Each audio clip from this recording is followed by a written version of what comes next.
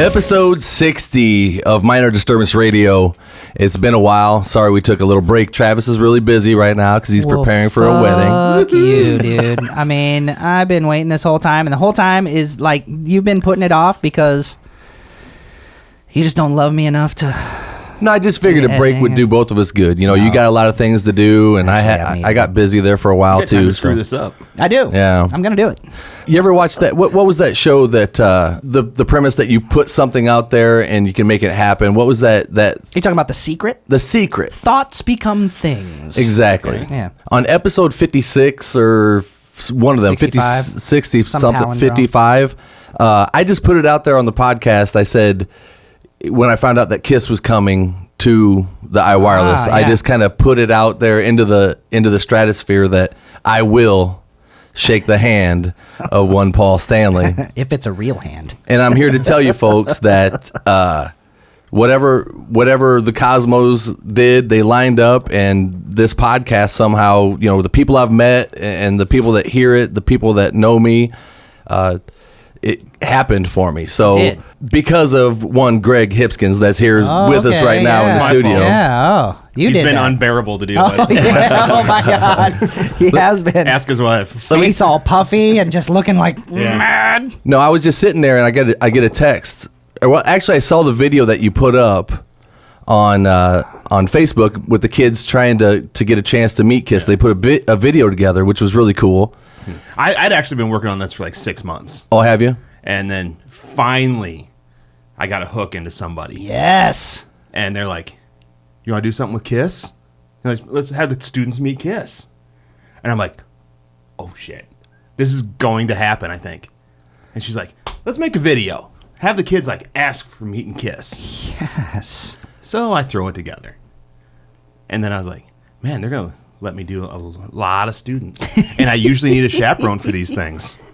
Well, didn't I say something to you, though? I may have commented on it like, dude, if this happens, right? Yeah. Didn't I say something like that? Yeah. I put it out there that I was very interested, and I think you already knew that, right? And I was going to get a huge man hug. Oh, yeah. It was going to be weird. It was going to be like a really weirdly long... Yeah. But I get the text, and it's, hey...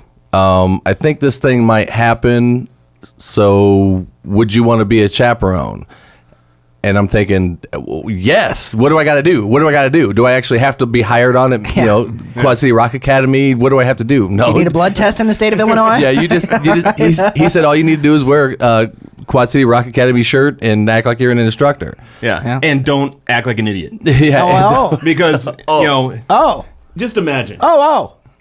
That was the requirement. I told him flat out, I'm like, don't act like an idiot.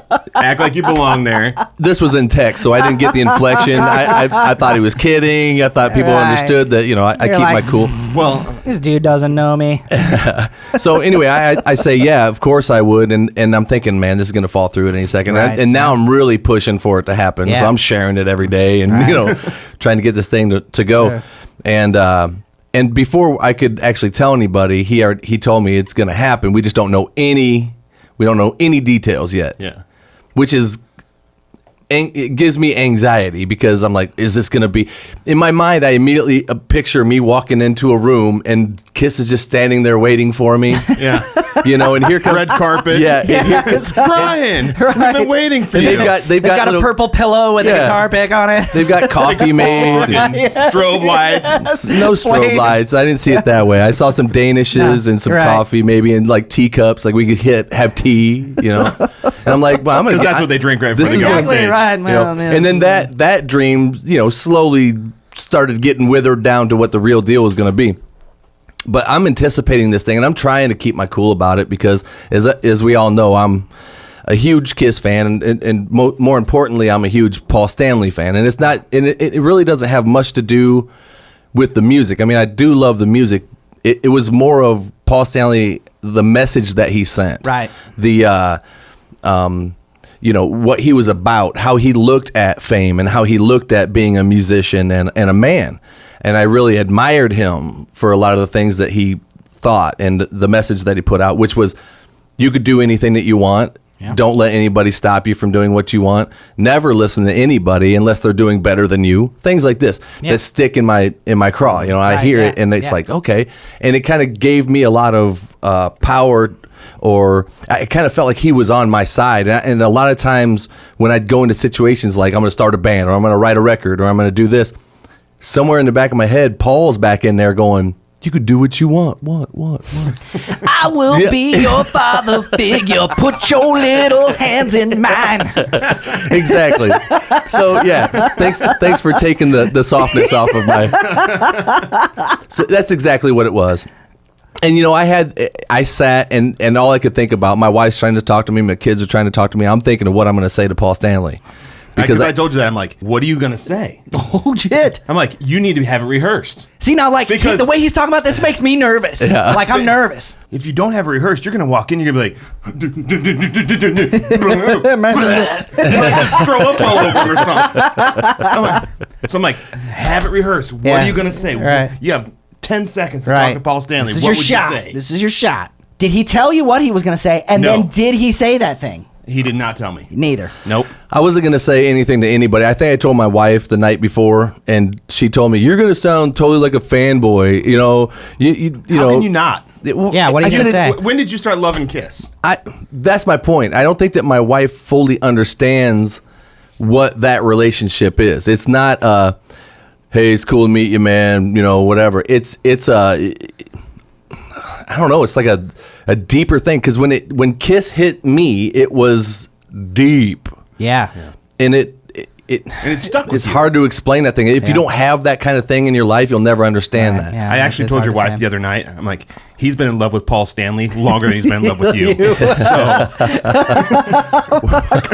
Yeah. You're paying for the fucking divorce lawyer. That's really all I'm saying. Yeah. No, but I mean, I probably would have said something like, so the chicken salad in this place is pretty good, but would it kill you to try the salmon? And of course, that probably would have been a lot better than what I actually said. But what did you actually say? well, I'm getting to that. Can we get to that before? Because we haven't even met him yet. No, all right? You haven't even met him. This is what we met at 6:30, 7 o'clock. Well, this thing, it was very fluid.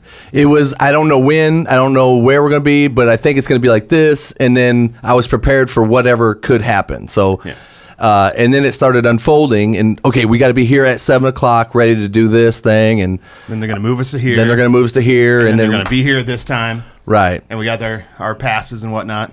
And I remember Brian is shaking. I'm like, calm down, right? bro. Yeah, just calm down. Well, it'd been a while since he'd had a smoke. So. Oh yeah, right. So he was starting. So to we're like, they're not going to come get us till 8. So and Scotty Hout was with us. Oh. And we're like, just go out and just chill a little bit. Smoke. And while they're gone, the line starts moving. Well, I have kids, so if I were to have it my way, I would have been there at noon just to make sure. I'd watch the semis, and do whatever I could, and just hang out and go, Kiss is here. But I have kids, so I couldn't leave to go to the iWireless until after 5:30. Yeah. And so we got to get ready. We got to get across the I-74, which is backed up. And I'm thinking, a dumb idea. I'm thinking the whole way there, I'm like, I'm going to get in a wreck. I'm going to get, the bridge is going to cave in. Yeah. No, there's something that's going to happen. There was a storm that rolled through the night before. That's right. Your wife told me, the roof's going to collapse on the iWireless here. This isn't going to happen. I know it. I said that. I said Kiss is probably stuck in the airport in Wisconsin somewhere, and they won't fly, so they're just going to skip Moline. No, it's funny because they just had that big Delta collapse, they it rounded all the flights. So you were in this special little window. I didn't really think that it was going to happen until we were actually walking into the room. But we get there at 7. It was like 8:30 or so before. When we actually went back, it was 8:30. Yeah.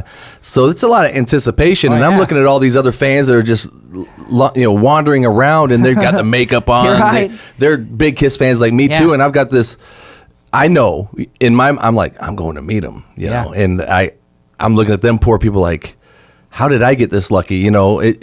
Anybody would want to meet them. Yeah. And I'm thinking, God, Greg is going to get the biggest hug. And I told you, too. I texted you. I said, I'm going to give you the biggest hug. And be prepared, because on the exit, I might kiss you. It's going to be weird. So, because I'm so thankful for that, Greg. I mean, that was the coolest thing.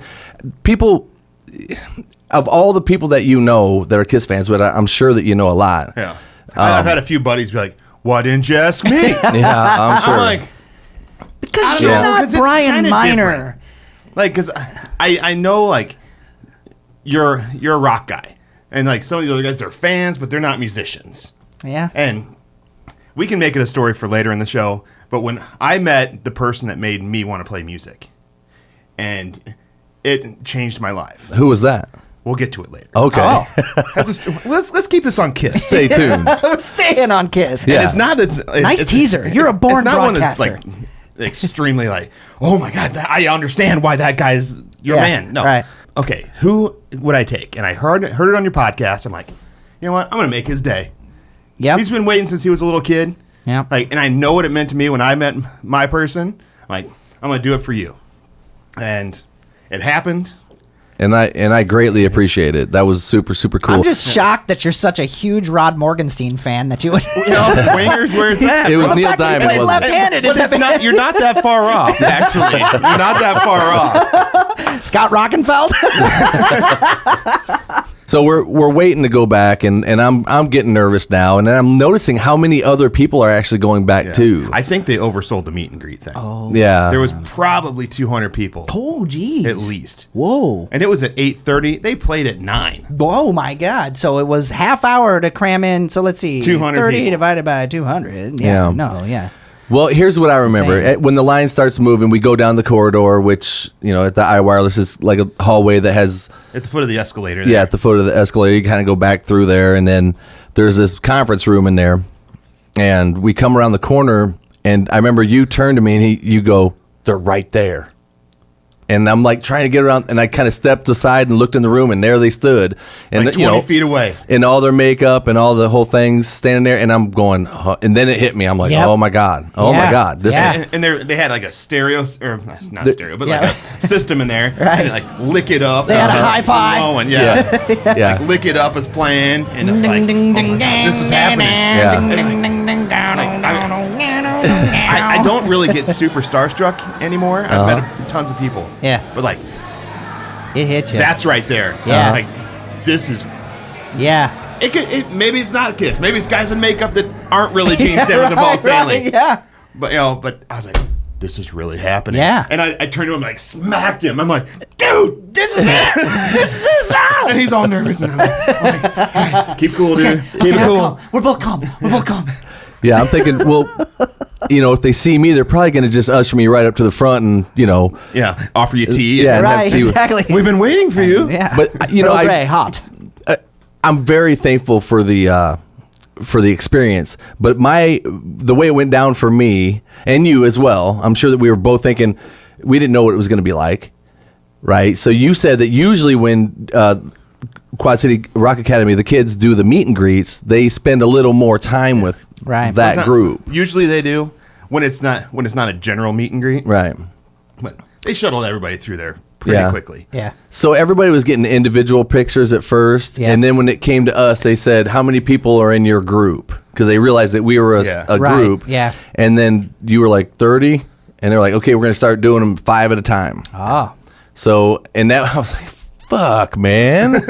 But anyway, that doesn't matter. I'm still Yeah. going to get to do it, and I was kind of rude a little bit. I moved one of the kids like out of the way, like I was like, I'm in front of Paul. yeah, I was like, and so when it was my turn, I knew that, okay, this is it. I'm walking right up to Paul Stanley. I'm not going to stop at Gene. I love Gene. I love Eric Singer. I love all them guys.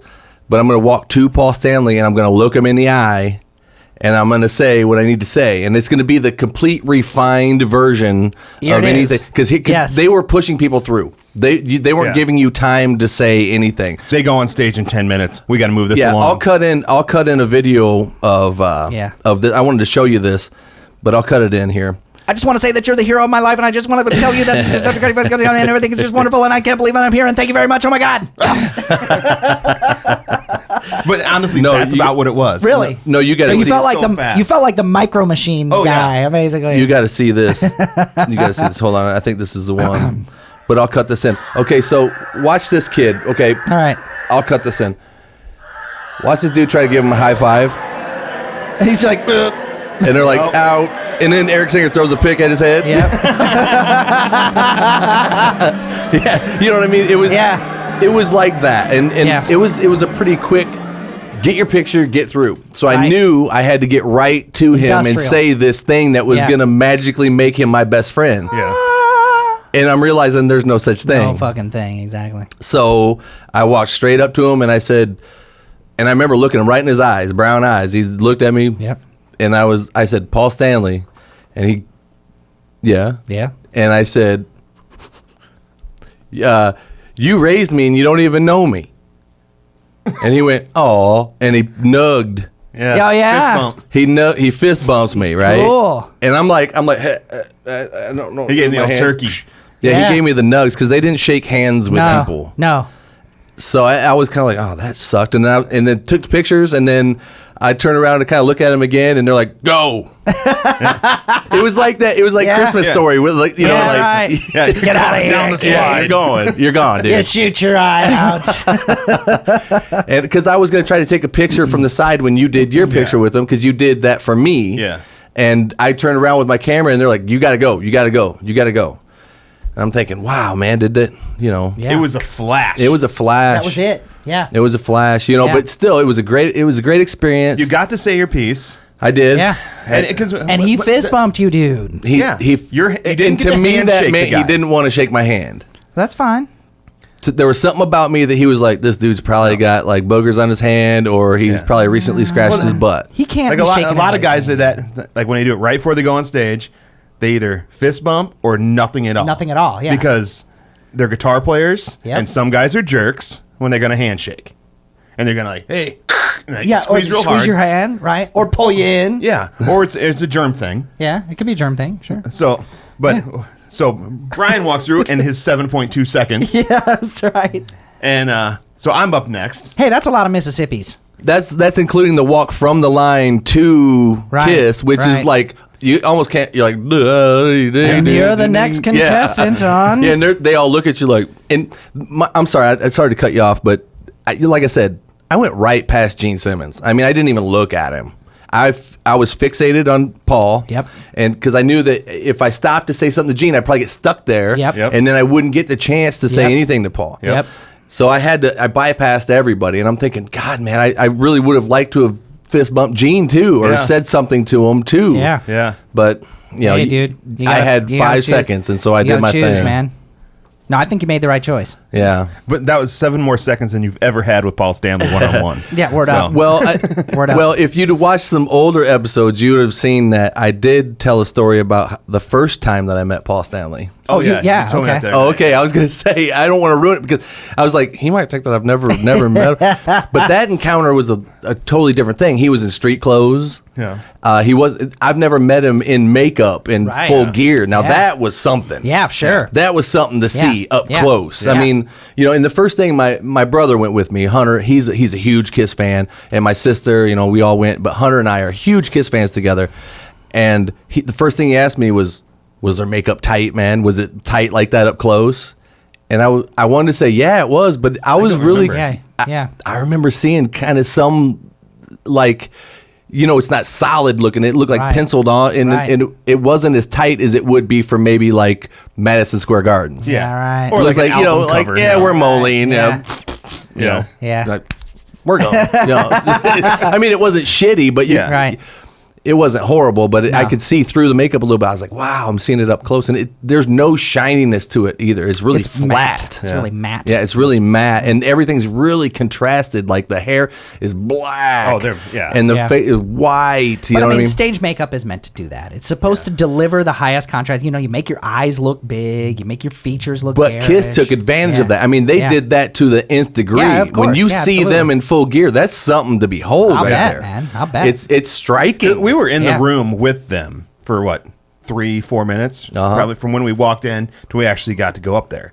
So that was more enjoyable. Yeah. Just like, that's them. Yeah. They're right there. Yeah. And they let us take phone pictures and whatnot. So I got a bunch of random pictures. I was on my afraid phone. to get my camera out at first, and then everybody else was, Right. and I was waiting for somebody to come jump them and take their camera, right? And just break it. And then when they were doing it, I started sneaking mine out. like Yeah, recording. right. I'm like, shit, they're gonna come get it. No, they're not. And they didn't Yeah. care. And if They I'd have didn't known care. that, I'd have filmed the whole fucking Yeah, absolutely. procession. Yeah. Absolutely. It's a weird deal, though. It is. It's a weird feeling when you walk in that room and you know that there's 4 human beings standing up there that are basically like people are taking pictures of them, staring at them. It's almost like an animal in a zoo is what it felt like to me. Like we were behind, the bike rack railing things. Yeah. And they're like, feed you in. Okay, take your pictures. Don't really talk to them. Yep. All right. feed the don't bears. feed them. Yeah. Feed the bears, man. Don't give Don't Paul a get 'em Twinkie. wet. Yep. Don't give Gene a Twinkie. But I mean, well, there you go. Animalize. I mean, that's kind of what happens to people that are in that situation. They become like animals in the menagerie. Yeah. And the other thing I wanted to kind of comment on is just the whole idea of how it is that certain people looking a certain way, it's like it's like a thread or a rope or something that directly connects to the past. I mean, Yeah. I think that's part of the weight of the experience of seeing something like that, is that there's no denying the connection. This is the direct physical continuation. You know what I mean? This isn't entirely some simulation of something, This is the people that were there that did the thing that you remember from way, way, way back. And there's a certain kind of power that goes along with that. When I locked eyes with him, when I said Paul Stanley, because I got his attention by saying Paul Stanley. Yeah. He knew that he's probably thinking in his head, oh, here's another Paul fan. Yeah. And you are. But when we locked eyes, it was one of the things where it was so surreal to me to be looking at him and he's waiting for me to say what do you want? Say your thing, yeah. And say it, and please make it not embarrassing for both of us, Yeah. Yeah. But he was really nice. I mean, he seemed like, but you got to understand, this guy's got to get 150 people through there and then do a stage call, get to the stage, play the show, and he's probably still, maybe his wife's mad at him because he's. Well, there's a certain amount of sort of, there's things in his life too. There's a certain amount of statesmanship, Did he respond to you, or was it just kind of like to be 100% honest with you, I don't remember the response. Yeah. And that's really weird because when I was just glad I got it out. Yeah. And then my mind went blank. Yeah. Yeah. And all I know is that he put his fist out and I, did the nugs. And I think he was saying something like, oh, thanks. Yeah. Something real short and simple because he wasn't saying anything to anybody. Yeah. Like I said, when we came in the door, I watched him the whole time to see if he was being friendly with people, if they were talking to them, and they weren't. They weren't saying anything. Yeah. I was guessing he was like resting his voice because he's got to go on stage in a couple That could minutes. be. Yeah. That could and sing be. for 2 hours. Yeah. Right. I mean, I can remember that. Yeah. But did you get that too? I don't you notice remember that? anybody saying anything to me. Yeah. Right. Well, I think Tommy Thayer said thanks. No. Tommy was the first one. He tried to intercept me before I got to Paul. He came out of the line and kind of went over, hey, man. And he was going to shake my hand. And I was like, Paul Stanley, Yeah. And he's like, damn, another one. Yeah, right. Yeah. But I had nothing against Tommy Thayer. It was just I had that moment. You were on a mission. Yeah. So Tommy Thayer was very friendly. He was very hands-on. I mean, I think he was ready to shake my hand and all that stuff. And he's the lead guitar player. Yeah. But Paul was. It was really weird because they didn't say. Well, did they stuff. have the music blaring? I mean, was it? No, it wasn't actually wasn't very blaring. loud. It wasn't playing. blaring, but it was loud enough. I think we were up to shout it out loud by the time we got up. But you don't. I mean, you don't want to walk See, I into don't a place remember like stuff like that that. and just have it be like a morgue or just the murmurs of the crowd. Blah, blah, blah, blah, blah, I've been to meet and greets before Yeah. where it's like, That's don't kinda look them weird. in the eye. Yeah. They will not talk to you. You do not talk to them. Yeah. Stand behind them, take your picture, and leave. That is weird. And it's like, why don't you just put a cardboard cutout? Yeah, right. It would have been the same thing. I would have been like, But like these I want to guys- get to some of that too because you were telling me some stuff while we were in line, and I wanted you to talk about that a little bit on the show. I know that you have to be careful because you can't bite the hand that feeds you that way. I understand that, but you've had experiences, and to me, if a band's going to be like that, then they deserve to have somebody say what they did. Yeah. all right. Right? I know that everybody in the world is probably going to be really bored with what it is that I'm about to say, but we hold these truths to be self-evident, that all men are created equal, Yep. that it's easy to forget when we find ourselves in these roles of superiority, inferiority, or domination and submission in society, that really all of that shit is completely made up. Yeah. It's invented by us. for our own pleasure. And I'm not saying we should discard it, but in the moments where people really are taking advantage of the idea of it as if it's a real thing, there's part of me that has a huge distaste for it. I mean, I come at that and I think to myself, oh, fucking get over yourself. Yeah. Like, you know? why even offer the meet and greet? Totally. If you're not going to acknowledge anybody that's coming Yes. to pay hundreds of dollars to be part of this VIP experience, Totally. why would do it in the Yeah. first place? Yeah, I know right. you want the money. That's the thing. I totally get it. Is it very important person or very impressive payment? Exactly. You know Well, what I in mean? Kiss's case, it was very impressive payment. Yes. And, well, not for what we did. I mean, I asked my brother's neighbor bought the VIP package, and he Okay. did the thing, and they did sign stuff, and He they did the early show, They like did the acoustic interact with show. the people that paid the $1,200 to meet them. Yeah. So there was that. They did an acoustic show with Oh, no makeup cool. on, and Awesome, and, man. You know, Yeah, a I few did songs and a that. question and answer thing, I think, That's amazing. and they signed. They said they'd sign 2 things per person. Cool. So the neighbor took my brother's Alive 1 record, and Gene and Paul both signed it, Oh, sweet, man. which is awesome. Yeah, And it's great. he got pics from all of them and all that stuff. Sweet. So that was cool of his neighbor to do that for him. I guess what you got to remember though is these people are doing 300 shows, and they're going to meet 150 people at every show where Yeah. they have to do that. So Yeah. and they've been doing this for 43 years. Yeah. At some point, they get numb to Yeah. that. And I guess what I should have said was, Right. does this ever get old? He would never be able to answer that. I mean, the other shit of it is that you're thrust into this situation with each other. If you are equal people in the abstract, let's say we just believe Because Abraham everybody Lincoln. poops. Yes, everybody shits, right? Everybody Not needs Paul Stanley. to, Oh, guaranteed. Suckle. Well, there was the suckle elder. milk. Yes. Suckle the leche. The odd circumstance of it all is really the idea that you're thrust there together under these pretenses. Part of my deal with being around people who are famous that I recognize for reasons of media, you know, is that if I'm going to talk to them, I really want to have some reason to talk to them besides, hey, I recognize you and you don't know me, but I'm going to talk to you, you know, because that's just fucking weird. Yeah. That's just fucking weird. It is weird. There has to be some circumstance. And I found myself in situations where I was around people that were famous. And I have to say that in each occasion, at least that occurs to me right now, I had absolutely no reason to talk. And other than in the same way that when I'm around any strangers, when I'm at the fucking grocery store, there's part of me that's always looking for some reason to talk, you know, looking for some inroad to conversation. But if there isn't one there, I stay the fuck out. Yeah. That's the way I handle Well, it. I was confronted with the opportunity to possibly have backstage passes to go see Megadeth when they're in town. Excuse me. Hey, man, and I can take thought- one of those beers? I'm sorry. And I thought to myself, I was thinking, now, if I were to actually meet Dave Mustaine, which I'm a huge fan of Megadeth, I love Megadeth, Me too. but I don't know that I'd have anything to say to him. So Yeah. it would purely be the, hey, there's Dave Mustaine. Yeah.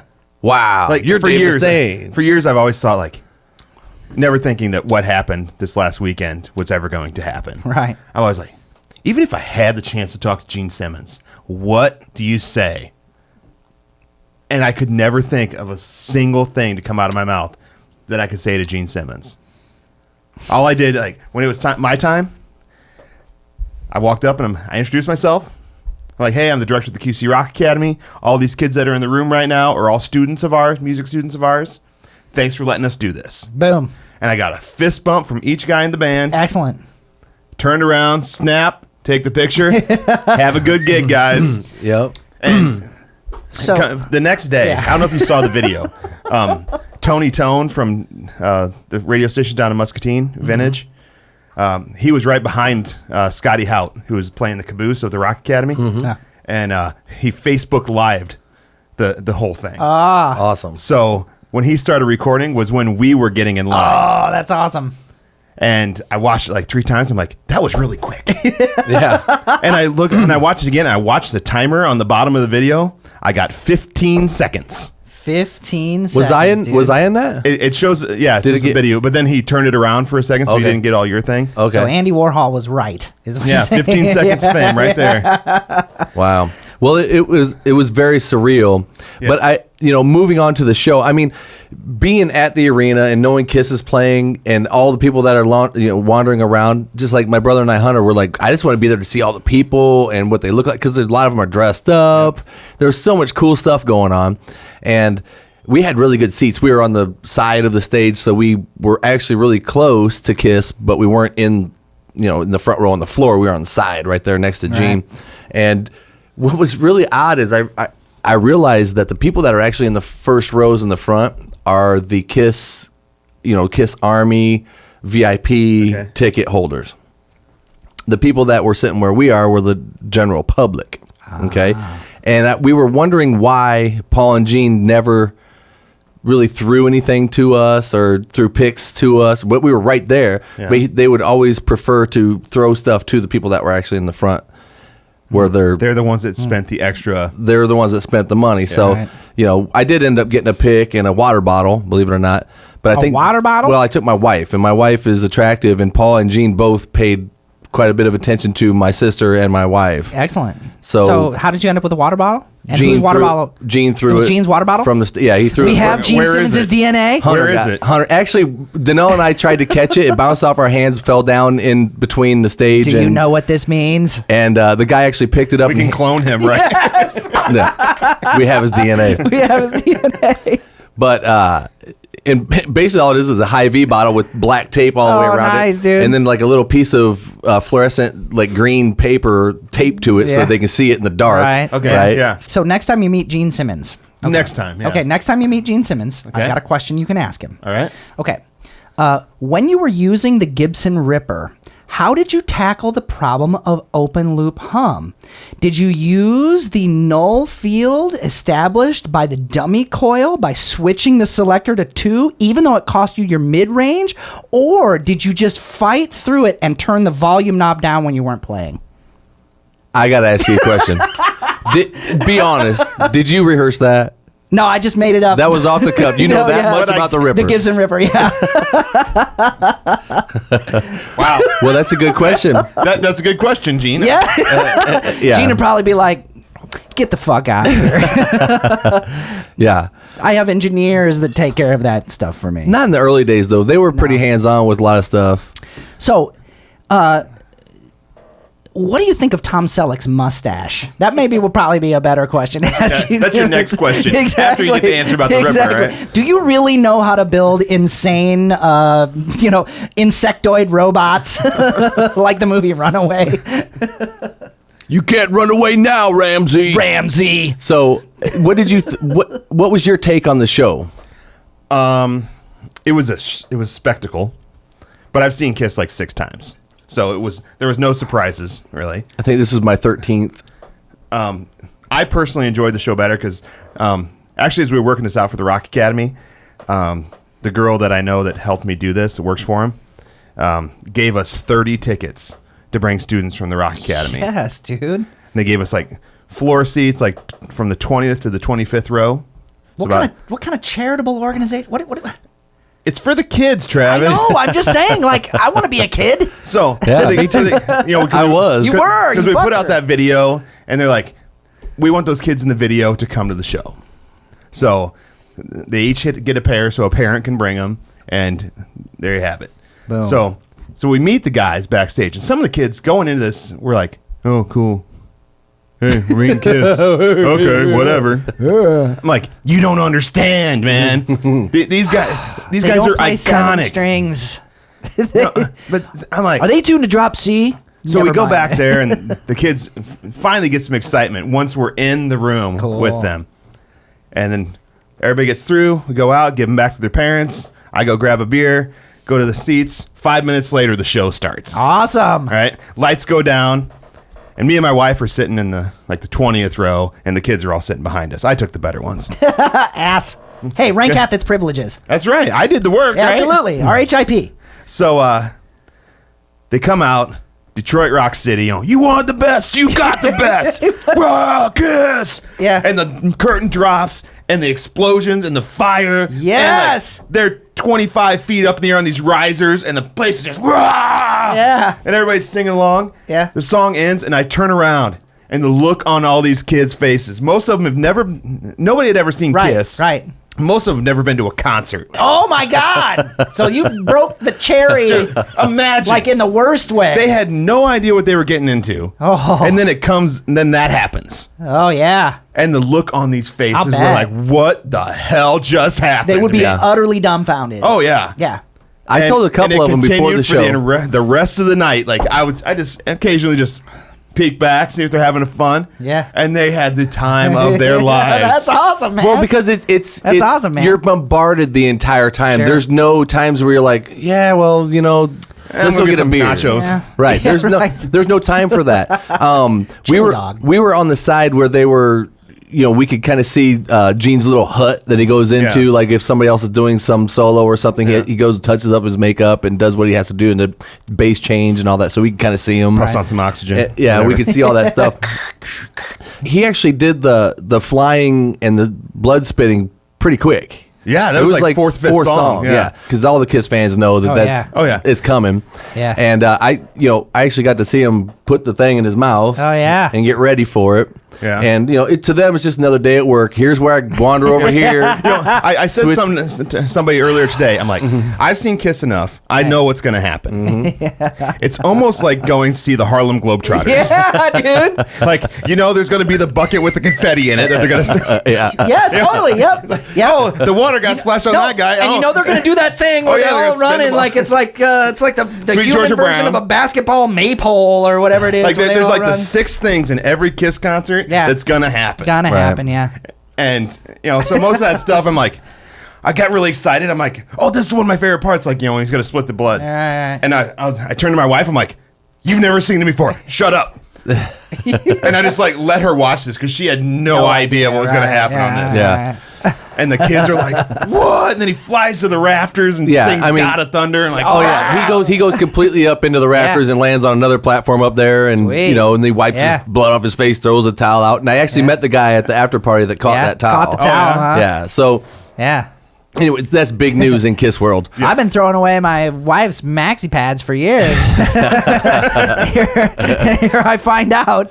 But I guess what the point is I'm starting to look for I'm watching the crew and what they have to do. So the guy's literally waiting, and then he comes out in the dark. He's in a black thing, and he hooks Gene up because the show is so synchronized and so spot on and timed so perfectly that right at the end of the song, the guy runs out there, the lights are off, blacked out. There's like maybe one strobe, like 4 strobe lights for him to get out there. Yeah. And he's there. And tons of stage fog. And then tons of fog, and you can't see anything. And all of a sudden, the light turns on. Gene standing there, and he's already hooked onto the harness and everything. And then from the front, you don't see that. Yeah. From the side, I was watching all the things that the crew had to do to make it happen. Right. And they have quite a job, man. Yeah. No shit. My favorite was the guy that I saw the sword. The lit sword was already on the side waiting. It was on fire over there, and I was like, oh. I thought they were going to do Firehouse. Yeah, they usually do. Yeah, but he did it in War Machine. Yeah, they ended it and it's turned on the red. Yep. Red That was so cool. Right, yeah. And he spits fire. Right. So now you've already had the bass player. You've had fireworks, fireballs, makeup. Super cool lights, lasers. I got one more question about Gene's blood towel. Now, later on, does it turn brown? It didn't stick to his face. No, really. It was. Does it smell like an old coin collection? Where's your boy at that caught that towel? I don't know. I briefly met him. He just said, "Hey, I got the towel," and then I was like, "Hey, cool. I don't know who you are." I want to know. So and then you've got that going on, and then of course there's all kinds of other things. So you're completely bombarded the entire time. So I could understand why these kids, because I told a couple of them before we went in to meet Kiss, they were like, I've never seen a concert before. And I was like, oh, this is going to ruin you forever. You'll then. never see a spectacle like this in your life. No, yeah, absolutely. Unless you go to like Ramstein. Yeah, that's right. That's They're about kind of it. the modern, sure. So I realized that, Paul Stanley's 64 years old. 64? He's 64 years old. Yeah. And, he's... I was looking at him. I was trying, because they got really close when they were playing and stuff. I was watching him, and he moves a little different than he used to, of course. But God, he still threw down. Yeah. I was really inspired by that. He's slightly younger than my dad. Yeah. Oh, whoa. And my dad can like barely move around. Yeah. Well, use it or lose it. A lot of times, you know. Well, Paul's got money for new saying hips anything and about your dad. new. Well, he just had that shoulder surgery done. Yeah. I was gonna ask him how that went. Paul Stanley Paul just Stanley, had he had like rotator cuff or something. Shoulder. Oh, really? Yeah. Man, and he's still out there doing it. And it was odd for me though to see Tommy Thayer do Ace Frehley solo almost note for note. Well, that's the thing. He's not there to blaze any trail. He's not there to put his mark on things. He's there to properly simulate the experience. That's his job. He knows it. He does it. And I'll tell you, I enjoyed watching Eric Singer play when he was on the Revenge tour more than I did this night. Yeah. It was almost like Eric Singer phoned it in. Yeah. Well, yeah, I kind of agree with that. There was, he did his little stick tricks and, but it's like, he doesn't put the into it like he used to. Well, maybe they say, Peter didn't put the into it, so you got to be more like Peter. Yeah. Maybe. Because Peter did not. But I've got a question for the listeners that were at the show. At one point, Paul Stanley brought out a little girl. Yeah. And he put the girl between him and his guitar and played like half a song with her kind of really? behind the guitar, and he played like that. And then when he sent her off, she went, of course, backstage. I don't know if she was at the show or if that was his daughter. Did they say anything about the girl? Nothing. No. Really? So I was kind of pissed that they Little didn't pick girl a Rock Academy kid appears. to do that. Little girl disappears. or no a mention chaperone. whatsoever. Yeah. Here's Paul Stanley with his imagine arms wrapped around Brian Miner. Speaking of windowless vans.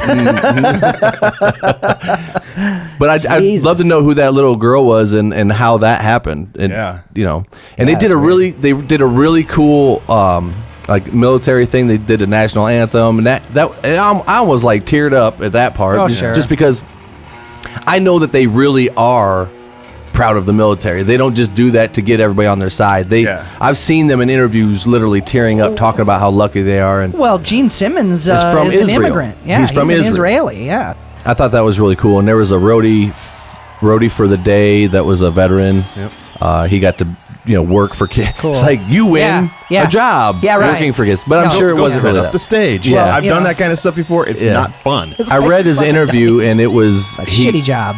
His job was to set up the meet and greet station, and the table. It wasn't really anything too strenuous, Right. Yeah. But he was with Kiss the whole time. Yeah. So, and then he got to come on stage as well during the show. That was. I bet they're not the ones that hook up the hoist that brings Gene up to the platform. I would, when that was exactly when that was happening. I was thinking, oh, this is going to be the night. It's going to happen in Moline, Illinois, where Gene gets He's going to fall. No, not well. That I was thinking it doesn't take him all the way to the platform, and then he's kicking his boots out trying to catch the edge of it, and he's just kind of stuck up there. How has that not happened? I don't know. It has to have happened. Everything's happened. Yeah. It was cool, and then it was over, and then you're kind of like, wow, that I wanted to go see him again. Yeah.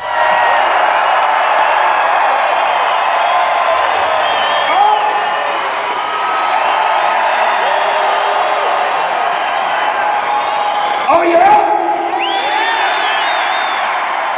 Oh yeah?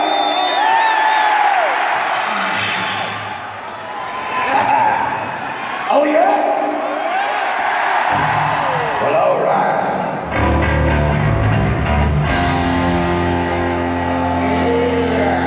And then pretty soon I realized I do want to retire at some point. Yeah. And this is not the first time that I've seen Kiss where I've heard a very audible screw up in their playing. Oh yeah. I've seen Trainwreck. I saw him train wreck years ago when they were in town. Yeah. On Calling Dr. Did you Love. say they didn't this time? They did. Okay. Going into Rock and Roll All Night from the Star Spangled Banner thing yeah. they did. Eric Singer busts into the intro. The pyros start going off. And Tommy Thayer and Paul aren't playing. Oh no! Well, I can tell you what happened on that. I can tell you what. No, it was boom, boom, boom, boom, boom, boom. Yeah, and it was just bass and drums. Paul was trying to call it. He was like, no, don't do it. He was looking back at Eric, saying, because Tommy had broken a string. Okay. And he wanted to switch guitars, and then he was trying to tell him, don't do it. The cue is there, but don't do it. Yeah. And he did it anyway. He wasn't paying attention, and he and Paul's Don't do it. Yeah, too bad, man. And then the guys out there are like, Fucking it's got to happen. drummers, dude. Dude, they can't Fucking stop. drummers. The pyro and all the guys were waiting to do their cue. It was like, I do it right here, guys. Too bad. Here it Yeah. comes. Boom. Yep. And so, yeah, that's what happened on that But part. then they made up for it. Well, you know? which string did he break? Don't tell me the high E string. That would be fucking. I'd be like, just play through it. Yeah, I think he did. Fine. So 5 frets up on the B string, and you're exactly where you were. On I had to play the after party at Rascals then. And I'm telling you, coming off the Kiss concert, I'm watching them all night. I was so full of, I don't know, I was watching the Kiss concert thinking, I get to do that later. Not in that scale, but I get to be that guy on stage, and I'm going to go, and I'm going to do my thing. You know, I'm so inspired right now. Yeah. And I get to the gig, and I grab that mic. What's up, people? And I'm on. You know, I'm ready to rock. Yeah. You know, and so that was pretty fun. I got to perform. We did some Kiss songs we never have played before. That's cool. Blew them. You know, But it was. But I completely mean, destroyed them. it's kind of that post-coital bliss. Yeah. You know, It was a good time, it's like man. smoking a little cigarette right afterward. Yeah, but what's funny is you were talking about my drummer when you came in here. You said, well, I'm not, hey, Oh, we're not going to name any names, Matt Here Finn. it comes. listen, I've played with Matt Finn for quite a while now, and he's an amazing drummer. Everybody knows that. Everybody badass. knows, dude. Everybody knows. But on this particular night, I believe he started drinking at like 8 a.m. or something. I mean, he had to have. Give or take. well, technically, you would have to say on this particular day then, Right. because he started when it was still day. Because the gig was going fine. I noticed a couple times that he did some interesting fills that didn't land right, or he Yeah. didn't do something just Maybe he right. dropped a stick. And I'm like, okay, fine. You know, he's probably Yeah. throwing sticks back there, Right. whatever. And this is in the first set. No, we only do one set. Oh, you we only don't, did one We don't set. do We didn't sets start till anymore. like I see. midnight. Right. Well, we don't do Oh, sets okay, well, anyway. you just play straight through. Yeah, if we're playing a whole night, we do 3 hours straight. Fuck 'em That's all. it. Wow. I don't like breaks. I think breaks are the worst thing that you can do if you're trying to put on a rock show. You go out there, build a crowd, and then, we're going to go smoke. And then you come back, you got to build them up again, and then you go smoke or take a break, whatever it is. I think that's the dumbest thing. And then by midnight, everybody's gone. Right. So And- that's what I was doing wrong the whole time? That's it. Fuck. Well, the way that it's been designed and barred is you have to play the 4 sets or whatever. You start at 9, you play 40 minutes, you take 15, then you come. That system to me is so antiquated. Yeah. If you're a rock band and you have a show that you're trying to put on, that's the worst thing you could do is, Wear a watch.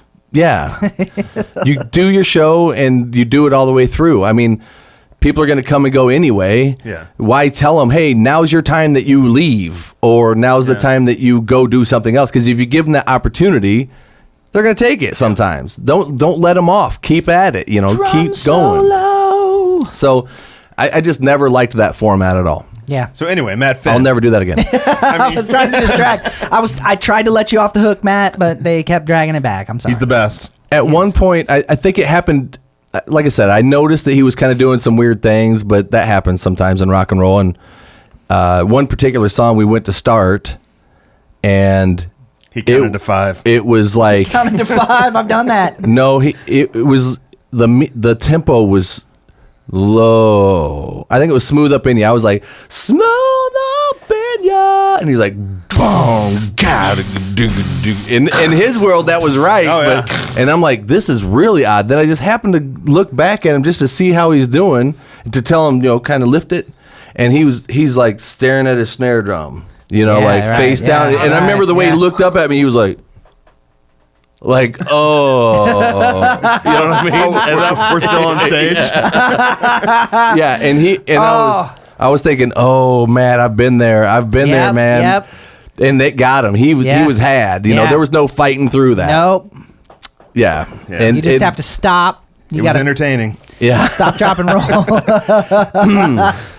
But no, I'm not. Where was this at? Was this We're at Rascals. At Rascals. I wasn't mad at him or anything like that, because I love the guy, and he's a good friend of mine, and he's a great drummer. But I just felt bad for him because Yeah. the Matt Finn that we had a good crowd too. Yeah. Yeah. And the Matt Finn that was behind the drums didn't want to be that Matt Finn at Yeah, that time. I'm I sure could he tell. He did. was like, Yeah. God, Yeah. because he just couldn't do the normal things that he Like could do. Like I was right out front near the last couple songs, and he's staring at a snare drum for a while, and then he looks up with a shit-eating grin, like, Yeah. This right here, this is real. This is enjoyment. and he like kind of be like a split second late on a crash or whatever. Yeah. But then he'd go into some like diddle diddle diddle diddle cha. Yeah. Like just big ass. Yeah, fill. right. And It's you're like, like, oh, there he is. Yeah. He's all right. That's the dude. That's the dude we know. But it's Right. like, it's I've been there, you've been yeah. there. Oh, yeah, I've When you're been on there. stage and you're like, Oh, I yeah. should not be I here should not right be now. here right now. I have literally fallen into the drums before. Oh yeah. I've done that where you step out there and it doesn't take much. Like a chord, you step on a chord and it rolls a little it bit. rolls a little bit. Yep. You get a little bit. After 18 shots of tequila. Oh yeah, no. Jägermeister. That fucking thing will take you down. His Jägermeister, man. It's and not. and in between songs, you're like, hey guys, man, yeah. And you How's think you're it being doing cool as tonight? fuck. You think I'm funny tonight, man. I'm on. And looking at me all funny. Oh yeah. then I get in the car and on the way home, and the wife's like, you were an asshole tonight. Yeah. You were saying some dumb shit. Yeah, you told a joke that the punchline included the word cunt. Yeah. Did you mean to do that? Oh, that's normal. I do that sober. Right, yeah, right. But then the ride home is bad like, idea. what did I say? And I usually course, I wake just up. said it on a I usually wake up podcast, so, at about 5 o'clock in the morning and go sit straight up in bed after a night like that and go, oh man, because you start remembering stuff. Yeah. Yeah. Could Did we I please sing the bleep- same verse 3 times in a row in that song? Could we, You may. could we please bleep the word cunt on the podcast? Let's talk about some of the other bands that you've met and how that went with the Quad City Rock Academy, which, by the way, I was fully prepared to talk about the Quad City Rock Academy. We can do too. that. So, But if you like, he's all right, we're yes. halfway through this podcast. Let's start section 2 here. All right. Quad It's City the Rock B section. Academy. No longer a circle. We're now in square. Well, right. I wanted to Section say B. that I remember the birth of Quad City Rock Academy and it coming together, and I was going, man, what a great idea. I mean, it's just so cool to have something like that and have it be successful. And I've been inspired by you and you doing that, and I'm so proud that you did that and that it's working out for you, man. Thank you, I'm man. really happy for you. Thank you. Taking lessons at a music store, one kid going in there and you go meet the guy in there. Okay, we're gonna play Mary Had a Little Lamb now. We're gonna work out of Mel Bay Book 1. Yeah, right. This is Here's your Mel Bay Mary pick. Had a Little Lamb. Yeah, right. Yeah, well, That's not what I wanted. Well, no, Yeah. I don't blame you. Like right now, my daughter, she's got all the open chords all figured out. Man, she can just play them one right after another, no problem. But guitar at this point is boring for her because she's not having to play them and to try to sound good in an ensemble. Yeah. She can't hear the ensemble in her head. That was something I could always do. I always, like Brian, always fancied myself to be on stage, Yeah. listening to the amps and like trying to get everything just right, to make it so that the sound met with my vision. But the thing about QC Rock Academy, it sounds like anyway, is that becomes part of the curriculum, Yeah. like how people learn. Like my whole idea when I wanted to open this place, like I started teaching at West Music like in 2004 up on Brady Street, and then it closed down like Yep. 3-4 years later. Yep. And then I moved to a place up on 53rd Street and taught there for a few years, and then it closed. Oh, Jesus. And honest to God, so me and my wife are at the bank talking with the banker about buying a house. All right, what are we good for? And I miss a phone call from the guy that runs that studio. And I get done with our meeting with the banker, go into the studio, and he walks in. He's like, "Can I talk to you for a second?" We're closing the doors. I'm like, Balls. "Okay, when's that happening?" He's like, "We got to be out of here by Friday." Bye. I'm like, that gives me like 4 days to figure out what I'm going to do right now. And I kind of in the back of my mind, I'm like, I would love to open a rock school. Awesome. And, This is a heroic story. so I love this. I talked to my wife. I'm like, at this point, like, there's no West Music on the Davenport side of the Yep. river. Yep. There's no, that place is closed now. Right. You got Griggs. Right. That is teaching some lessons. Right, but they weren't really like a dedicated, like almost like they're a music conservatory. store. You know, they're what a I mean? music Yeah, store, yeah. and they have some lessons. Yeah. Right? But that's it. Yeah. For this side of the river. And I'm like, I knew the Quad Cities needed something like this. couple lessons going on in the back of Music Go Round. Exactly. Yep. So we figure out our finances with this house deal that gets put on the back burner. And she's like, if you think you can make it happen, I got your back. Boom. I'm like, She's a keeper. all right. It's a good woman right there. And I would have told you to shut up. And I think Deere's hiring. I'm like, I can't get a real job. I've had real jobs. Real jobs suck. Yeah, they do suck. Right? I work at a factory and it sucks. Yeah. So I'm just like, all right. I've been kind of my own boss for like 8 years at this point, and like I can't work for somebody else. So I started putting a business plan together, and I wanted to design the place that I wanted when I was 14 years old and started playing. Like I used to go to McKay's Music, and I learned from Terry Hansen for Terry like Hansen. 9 years. Yep. And Scott Stuhler was down there. Yeah, Scott Stuhler was there. Yep. So I learned how to play from like one of the best in the Quad Cities. Terry's great. So I'm like, but I want a place where like kids want to hang out. Totally. And with so much going on. Put it in a pop machine. That's right. You got candy bars in the back room. You better watch it. I'm like, okay, I want a place where the kids can hang out. And with so much going on these days, you got like the internet and their kids are all under their phones. And there's like just so much, if you're into sports, when I was a kid, you had practice twice a week. Sure. Now, if you're into sports, every night of the week, you got practice. Yeah. And games on the weekends. Tournaments on the weekends. Yeah. Like there's so much pulling the kids in different directions. The kids they're not into music or into whatever as much as they could be, I don't think. But what can you do to make them interested? So I'm like, this is what I'm going to do. So I opened the place for like, $3,000, whatever, with just me and a 3-year lease. And you were probably feeling like, wow, I didn't realize that I had not been circumcised. My penis is almost an innie at this point. Yeah. But then fast forward now 4.5 years later, we have like a dozen teachers working for me. Yeah. And we have like 250 kids coming every week. Awesome.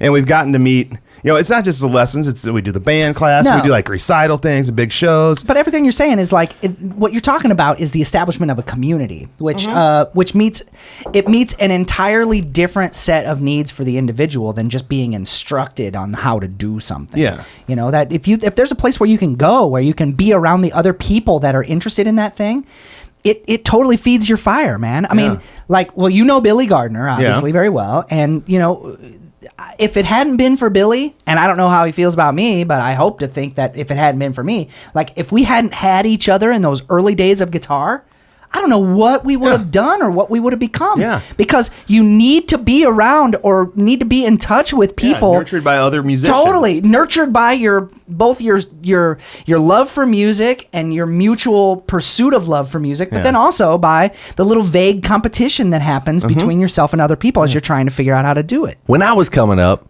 band practice was something we kind of had to sneak to somebody's house to do to get out of going to football practice or to where we were supposed to be. It was something that we had to kind of not, now I'm watching parents drop their kids off at band practice with, now Johnny, you have a good time and be good here. Yeah. Like, okay. You know what I mean? Rock out, kid. Yeah. Right. And their parents are proud. And there's actually a product at the end of the day because they get to actually do something with a group at some point, right? I mean, most of the kids... Vanderveer played the All-Star Jam. I remember that. Opened it up. Yep. Those kids are 13, 14 years old. It's wild. Or 14, 15 years old. If I was playing Rascals Live to a sold-out crowd, asses to elbows in that place, you'd be like, I'd have been top of the world, man.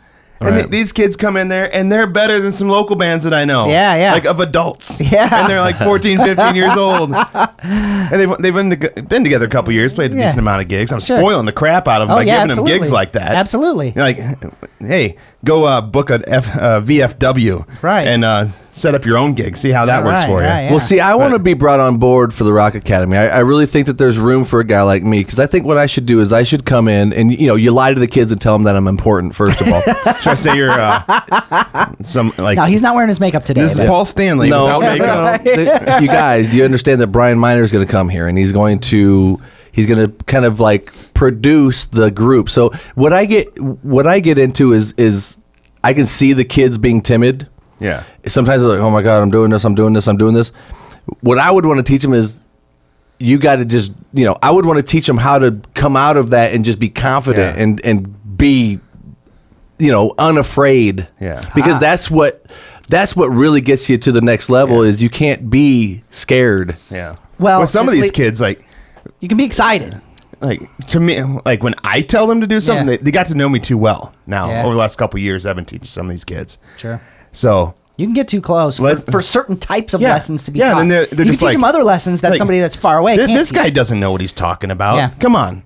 Dude, I've played over probably 700 gigs of my life. Yeah. I know how to get on a Right. stage. I know how to Right. perform. Right. And I know how to make stuff happen. Yet I'm somehow like, you still suck at it. But I don't know what I'm talking about because I'm an old guy, they think. Yeah. I was born in the 1900s, these kids Oh, say. right. Yeah, the 1900s. Totally. I'm like, no, but you'd walk in, showing your tattoos and Right. looking like a rock star, and they'd probably listen to you. I was born in 2001. Yeah. This is what heroin does to the human body. Well, I would want to take a guitar player that maybe would come out and bow down, damn. That's great. You did that wonderful. Now try this. Go to your amp, slam whatever it is you're drinking, throw the cup, walk out, put your foot on the monitor, Yeah. look the audience right in the face, and then do that. No, my friends will think I'm weird when I do that. Really? I don't want to embarrass myself. Oh. You have to want to. If embarrass I yourself, yeah. move on stage, that'll be weird. Oh. Yeah, right. Yeah. No. No, you get out there and you make an ass of yourself, Right. and the bigger ass you make yourself Here, look like, the Kiss- cooler you are. Kiss exactly- prove that what it is that's powerful about rock and roll is that they're doing something that's uncomfortable for the general populace to do. Yeah. So that's why people like to see it, is because it's something that Okay. they don't feel comfortable doing themselves. So that's why they're so entertained by it. Okay. So this is what I'm sensing. I'm sensing performance masterclass with Brian Miner about the psychology of performance. How what the mindset is and how what the difference between being an instrumentalist, somebody who plays, and being an entertainer is. I think you have a really clear bead on that. And then for me, because I haven't entered into this at all. Oh, you're gonna have eight- oh, you want in on took it the too. words. He took the words right out of my mouth. For me, my masterclass would be high volume guitar playing, because this is the thing: is that I've thought this for a long time, that any kid that doesn't have long periods of time to deal with the problems and the wonders of playing through an amplifier that's really loud. But I can hear myself if I turn up too loud. Right, exactly. That I don't want people to hear what I'm doing. right, and that's cool, but They tell me all that stuff. I'm sure. I'm sure. But they're timid 13, 14, 15-year-old kids. This is the beautiful thing about a high volume guitar playing masterclass, is that whatever that intimidation is of interacting with the high volume amplifier, that there is an emotional issue that's associated with it because of the fact that it means that you will be heard. Yep. Right?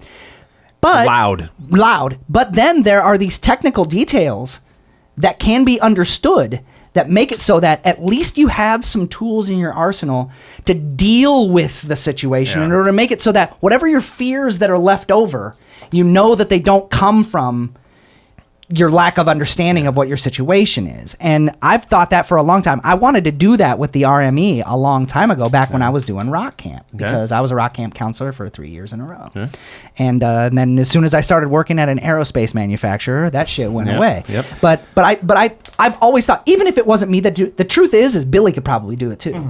You know, that Scott likes to play loud too. yeah, right. Scott likes to play loud too. That any of us are going to have some very functional ideas about how to deal with playing through loud amplifiers. And the wonder of it is, of course, that when you play through loud amplifiers, everything changes about what's underneath your fingers, you know? That you find that there's this energy that you have to work with. It's much less like pushing things in a direction and really more like something is just taken off and you got to steer it around. And there's this marvelous... this marvelous interaction that you can get out of the instrument that you really can't get any other way. And I've thought for a long time that'd be a really cool thing to do. Well, the key thing that I was going to say was QC Rock Academy. Okay, the word rock. Yeah, it's not music academy. Is the one that and it can be, but if it's about rock, there's only one word that equals rock or that rock gives people, and that is confidence. Yeah. Yep. And if you can't have confidence, you can't rock. Exactly. So I try to tell the kids in a nicer way. Yeah. But I'm like, when you're on stage, you are the biggest badass in the room. That's right. And you need to believe that. Yeah, right. Like, because you are already, just by stepping on stage with that instrument and starting playing, you are probably a better guitar player than 98% of the people in that room. That's a good thing to know. Well, and on maybe top not. of that, even if you're not the better guitar player, you're still on stage at that and time. You have the confidence, and you get up there, and you should exude the confidence and put on the best possible show Yeah, you can. right. Absolutely. Some of the kids are getting better, but early on they're very, very timid. Of course. Yeah, I get that. But Of course, the first yeah. time I ever played on stage, I was Yeah. probably very timid. Yeah. Well, here's my first experience at my guitar lesson, okay? Maybe this is the difference between myself and maybe some other kids. My first guitar lesson, my mom took me down to Bolby's in Rock Island. Was it Mike Minert? I can't remember who the guy was that gave me Okay. lessons. I could care less. All I knew is I had my guitar and I was ready to be in KISS, okay? Yep. So I went down there and I sat. You met Kiss. I sat. sat Did there- anybody know that yet? Somebody may Did have we talk something about to that had yet? something to do with that. Did we talk about that? That's right. I sat there in the chair, and my mom. I remember my mom paid. I think she paid like $10 for a half hour or Yep. something. I remember that being I remember those- outlandish. I remember thought. those yeah, it's prices. Yeah. ridiculous. And I sat in that room. And $7. it was a half-hour lesson, and we sat down. He said, and he started pointing out the strings. This is an E string. This is an A. This is whatever. This and that. And I'm like, See, he still doesn't know. I the still names of got, strings. It's- yeah, I still got like, now I've got 15 minutes to learn Detroit Rock City. And, basically he was like, we're going to do this Mary Had a Little Lamb thing. And then we're going to, it was like, two string stuff. Yeah. And I wasn't that good at that time, but I stopped. I was like, grabbed his guitar and mine. I remember it. Really? You grabbed both of your guitars? I stopped him and I stopped me and I said, I want to play Detroit Rock City. Teach that to me. Yes. And he was like, no, I'm not doing that. If you don't want to go through the preliminary stuff and all the Right, things, then I right. don't. And I'm like, I'm out. You were right, though. You were right. Yeah. And that's You what I were want with right. the Rock Academy. Yeah. I like when somebody comes to learn guitar, we're going to talk about a couple of the basics. But when you leave your first lesson, you should be able to play a couple simple chords, like whether it be Wild Thing or Rock You Like a Hurricane or Right. something like that like, this sounds like music to me. Something- And I'm going to practice this until my fingers bleed. Yes. Something And, satisfying. Me being a drum teacher, I'm like, all right, we're going to play this beat number 1. All right? Boom, ch, boom, ch, boom, ch. All right. You like AC/DC, right? And every kid these days likes AC/DC. Yeah, right. Because they were Right. on Guitar Hero. I'm like, all right, here you go. Listen to this. This song is Back in Black. Right. Boom, ch, dun, ch, dun, dun, dun, ch. And they're like, I'm playing a song. dude, that sounds like it. Yeah. What are they really playing? Yeah. I'm like, that's what they're really playing. Really playing. That's amazing to a kid, and the hook Yeah. sinks in deep. When Oh they yeah, get it and they're that just way. like, this is awesome. When do we come back? Yeah, because Like, what did all we right. have? What did we have, Trav? We could play to like a record in our room and maybe almost get close to it, and then we felt like we were really doing it. That's all we had. And then But it to really skipped. do it with, But like, what were the achievements? Like, being able to tune to the record, like knowing enough Yeah. about what they were doing that you felt like you could get your guitar tuned the same way they had theirs, right? That was like a big moment, like you could start to tell the difference between the open strings and the fretted notes because they have different power. Like all those subtleties that go along with being literally deprived of information and having to sort of like suck the information out of what we're hearing. God, it's so weird to different. think back because I'm 43 now and I'm trying to remember. I was 7 when I picked up the guitar, so Yeah. I'm trying to remember. I'm kind of having flashbacks of how I learned to even tune an instrument. Yeah. because I believe the first guitar I got, You didn't have a snort tuner at that time. Yeah, You just no. clipped on the headstock. No, not at all. You Lights had. up. Yeah. I remember sitting there. I think I just kind of here and there heard things, and I Yeah. understood that if you put your finger on the 5th fret on this string, it should be the same as the one under it. And I Yeah. believe that's how I did. And then I did the whole guitar all the way through and like that. Yeah, yeah. And then there was like, no. When you get to the B B string, string, you gotta- it's Yeah, got to right. be There. it's a Yeah. half step lower. And I'm Yeah. like, well, that's Why? confusing, man. See, with me, That it don't was make any like sense. I sat with my dad ended up, because my dad's a guitar player, so I had that little bit of extra information. Like, he told me how to play a couple chords at the beginning, but I had no idea what it all meant, you know. Yeah. But I just remember sitting with his guitar and going do do do do do,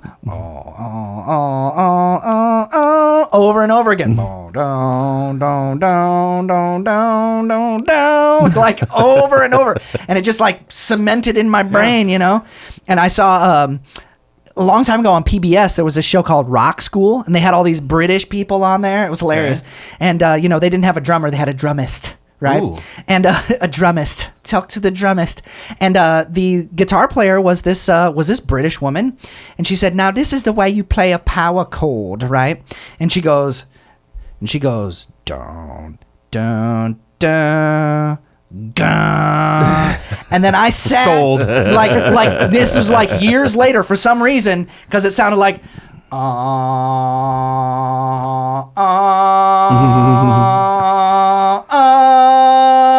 dun, right? It sounded like that to me. So I just remembered it, you know? And then way later on, I was like, man, I'm going to figure that out. This is like 3 or 4 years later. I'm going to figure that out. And I sat and I did every possible permutation of fingers on the strings until I discovered it. Yeah. And then as soon as I did, I was like, I can play Whole Lotta Love. There you go. That was it, man. Took you 3 years to learn Whole Lotta Love, man. As soon as I figured that out, man, Whole Lotta Love was right there. And I didn't know at all how it related to the open chords. And unfortunately, though, the first band that I was learning their songs was Kiss. Yeah. And in my mind, why is that unfortunate? In my 7-year-old mind, I'm thinking, well, if I can learn Kiss songs, I could be famous.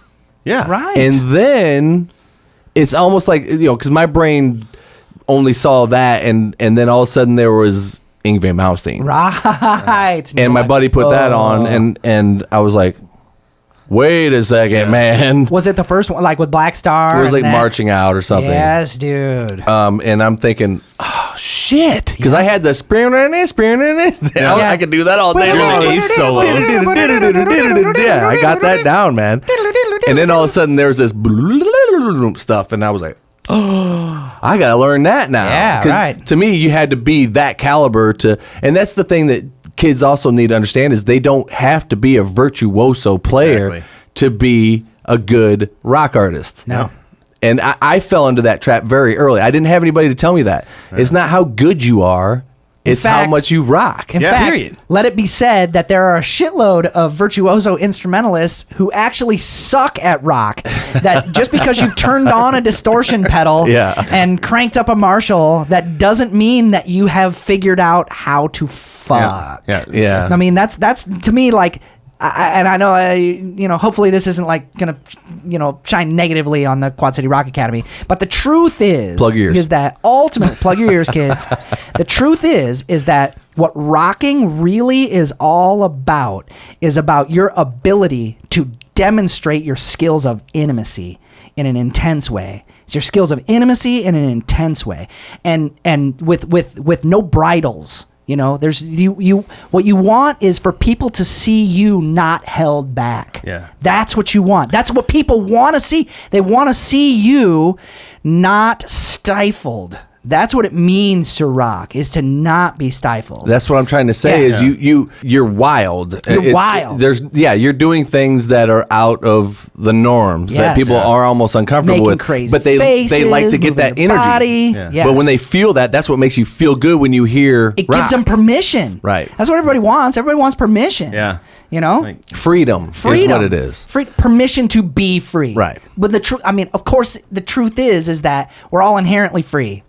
But we don't recognize it because we believe that there are all these limitations all the time. When we see somebody that rocks, we're like, it's real. The dream is real. I can actually be free. It all comes back to, for me, Yngwie's great. And I've seen guitar players that can stand up there and do stuff that just blows my mind musically, But I'd still rather, and I saw it Friday night, I'd rather see Paul Stanley come out with an Iceman, step up to the edge of the stage in his 7-foot heels, you know what I mean? Yep. And hit an A chord. Dude. Exactly. It's power, dude. It shakes you all the way down. Yeah.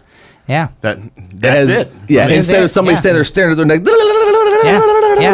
who cares? What is your strap length? Yeah. Right? Oh, I had to learn that the hard way, too. What is your strap length? And, there's this thing. up here. Been there. But then there's this thing right here. Now, if you're really crazy, you got this shit. But I mean, See, that's what my problem is. I got I'm like way right into the here. shred thing, so you have to wear your guitar pretty high for that. Because it's the only way you can get an angle. Yeah. How certain shredders are able to hang their guitars Zakk low and Wylde. still do it, it's incredible to me. Although Zakk Wylde kind of cheats. He turns his guitar almost vertical. Yeah. In order to make And puts so it on that his he's knee. doing this thing, Yeah. And, Doing what Slash. thing? Which like, looks badass. Right, but like look at Slash, right? Whenever Slash is Slow gonna play a does the solo, same thing. he always slings it up on his leg, like up here, and then Yeah. it's like he's playing a fucking upright. Yeah, I did that too. I wore my guitar really high, and then Yeah. I realized that, like I said before, everybody can see my dick. So I'm Right. gonna, You got to cover I'm that gonna up. move the guitar. Your guitar down. is now become. Or not see it. Well, they can see where it's supposed to be. Yeah, that's what I'm Right. talking about. So That is anyway, funny. that's pretty much all I wanted to cover on No, this one, man. you never revealed. Oh, You yeah. teased but did not reveal. Oh yeah. Come on, man. So when I was a kid of the MTV generation, as we all were, MTV. and I was always into music, and I got into hair band stuff. And when I was in 8th grade, I saw Poison in concert. What? All right, it was on the Flesh and Blood tour, like Unskinny Bop and whatnot. Worst bass tone ever. And but you know what? It's just like a Kiss show at that time. Like I was an impressionable 8th grader in Iowa City, and here's Poison with the fireworks and explosions and chicks everywhere. Yeah, everywhere. And like Ricky Rocket's back there spinning his sticks and blah, blah, blah, Yeah. blah, blah. And I look at my buddy at that show. I'm like, I got to play drums, man. Yep. I got to do this. And like, But you didn't play at that moment. no. What? I'm like, I got to play drums. Oh. So like 6 months later, I had paper out. Well, he is the Saved up real my money. instrumentalist in that band. I'm sorry to Well- interrupt, but Ricky Rocket is the real instrumentalist in that band. He is probably the only member of that band that, in my opinion anyway, does something that's truly,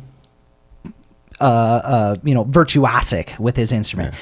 I can say it's not even- CC it's not can even play that crazy, fast. though, but, like- no, but I mean CC can play fast, but his bends and vibrato are fucking terrible. Like you listen to that shit and it hurts your teeth. I mean, it just is bad. But Ricky Rocket, I heard him do a drum solo on a recording, and I thought, this motherfucker can actually play. Like he actually can play. I've seen Poison probably 8-10 times. I still get excited about it, but I never had the chance to meet him. And I met Bret Michaels one night, and he was super cool to me. And like, we're running short on time, so I'm not going to put. And that one's kind of an embarrassing moment for me, anyway. But he didn't like go to hug him, and he was like, "Oh." no, he was super cool to me. Yeah. Like I was the last one in line to meet him, and we talked for a second. I told him that Poison's the reason I started playing music. Yeah. And at that point, I was teaching and I was gigging all the time and Yeah. whatnot. And the security guy's like, "All right, time to go, dude." Yep. Brett's like, "Wait, no, this guy's cool. He's staying with me for a while." And ends up talking to me for like another 10, 15 minutes. Sweet, dude. Yeah, and so I had about 75 beers at that time. Right? And my wife, who was my girlfriend at the time, she's Yeah. like, "Dude, are we gonna leave now? Are we doing this?" This is what. But he was like very inspiring to me, like giving me all kinds of encouragement. Sweet. And I walk away from it, and I did have 75 beers. Yeah, right. And You I started stumbled tearing away. up. You stumbled away from it. I started tearing up. Yeah. As I walked Yeah, away, right, she's right, like, sure. "Are you crying?" Maybe And I'm like, a little. I'm like, "You don't understand." Like him, not just necessarily him, but Ricky, Yeah. but Poison, Yeah. is the reason I started playing music, Yeah. and it just hit me, and Yeah. and then like that's huge. So about 2 years ago, Like she doesn't cry watching fucking movies Oh, or yeah, something. You know yeah. what I mean? Come on, man. This is real life. So that happened, and then Devil City Angels was at Rascals a couple years ago, and Ricky plays with that with Brandon Gibbs and Tracy Guns and whatnot, and we hooked it up. We brought the Rock Academy kids to Rascals. So then I was like, "This is it. This is the real deal. I get to tell him what that means to me," and I rehearsed it. Yeah. For like 3 weeks leading up to this, like every night in the mirror, I'm like, "Ricky, so no," but I just told him like, "You're the reason," and now I own this music school, and I get to like teach this to all the other kids now. Yeah. and it's all your fault. Yeah. Really. That's cool. And so now I'm like, if Mark DeKalb wants to be Angus Young, and I have a chance to have Angus Young meet this guy, I'm gonna make it happen. Yeah. He wants to meet Angus Young like nobody's business. Yeah. And like you want to meet Paul Stanley, so I'm like, all right, I'm helping him out. Well, Mark DeKalb was a guy that he had met Angus Young like way back in the day, and wants to like be like, hey, see what happened? Yeah. Like after all these years. Yeah. So I never knew that about you, that you were a big Poison fan like that. Yeah.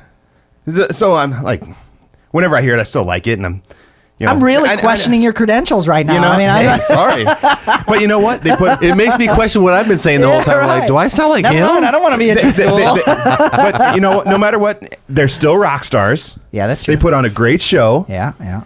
And it was a huge impression on me when I was an 8th grader, and now I'm doing this for a living.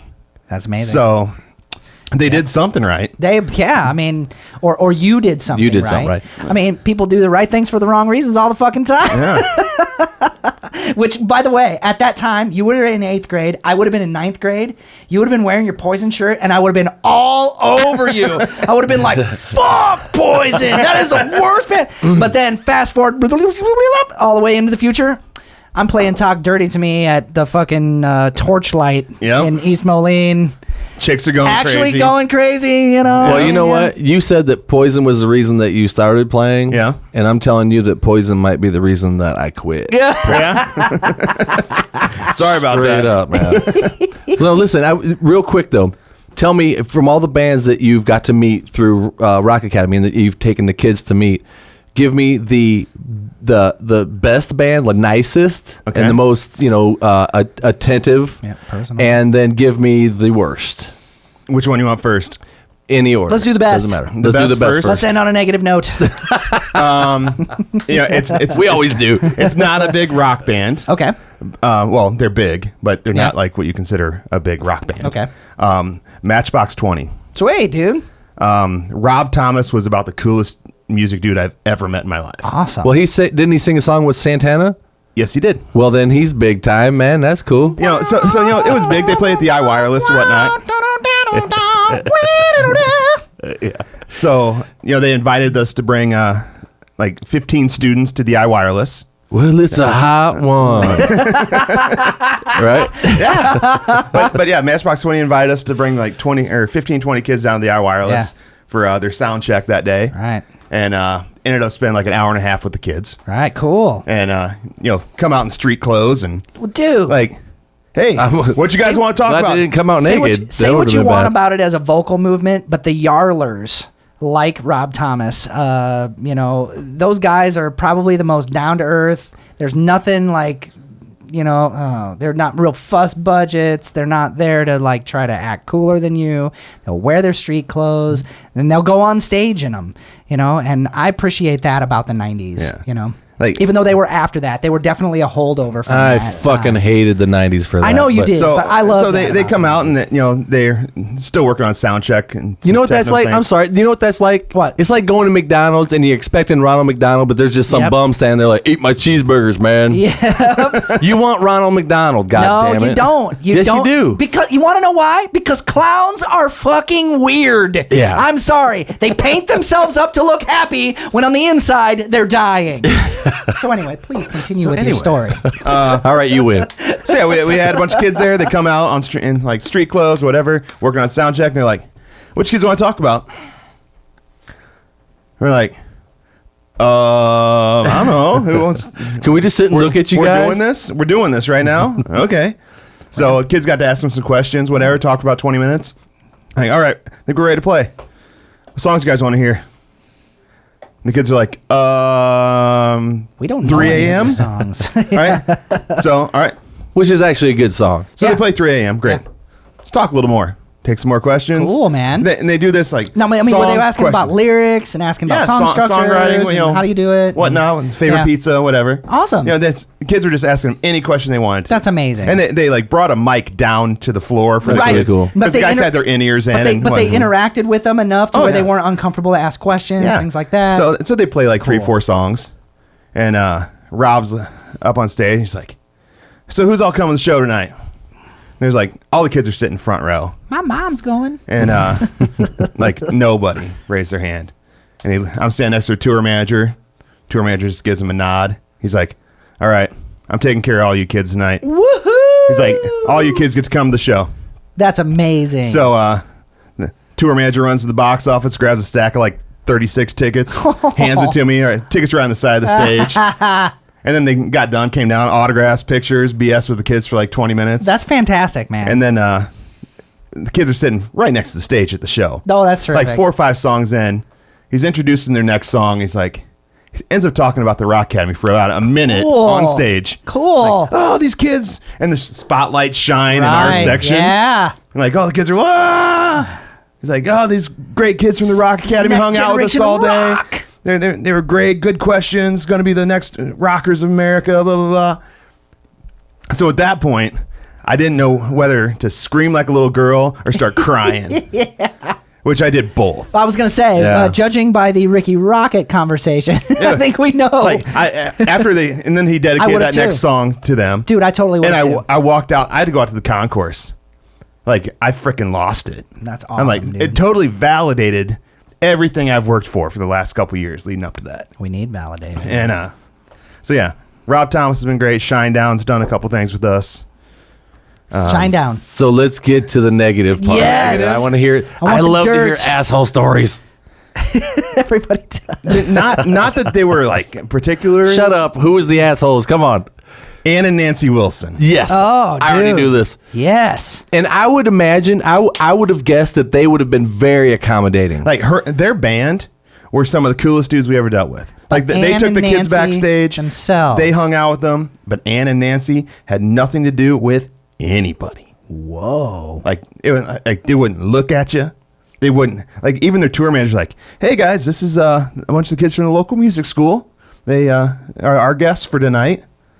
And they're just like, "Take the picture."